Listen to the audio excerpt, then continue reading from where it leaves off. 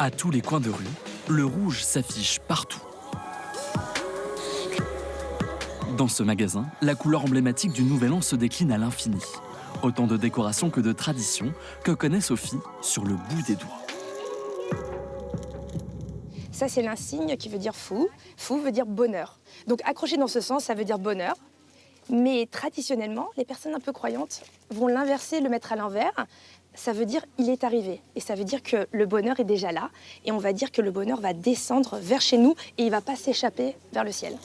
Et cette année, c'est le serpent qui est à l'honneur, bien qu'il paraisse ici peu menaçant. Je vais prendre celui-là plutôt.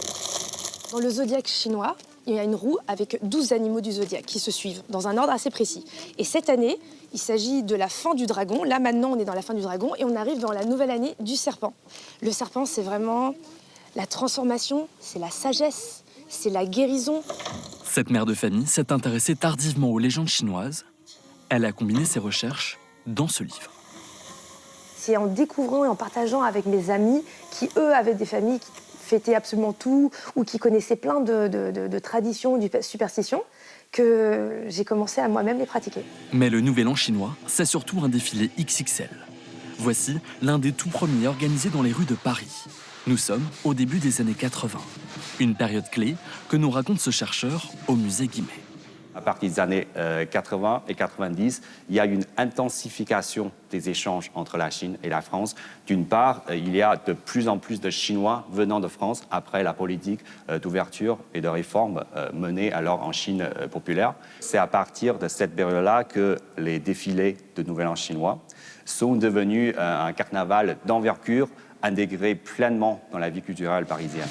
Aujourd'hui, le défilé, ce sont 800 artistes et 200 000 visiteurs. Mais derrière l'image féerique se cache une autre réalité.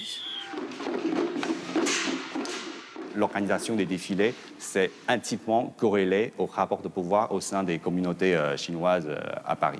La taille de chaque cortège, la nature du spectacle présenté et l'ordre de passage, etc., ce ne sont pas du tout des aménagements anodins. Ce qui fait que derrière ces défilés et ces cortèges, il y a des efforts de communication extrêmement importants.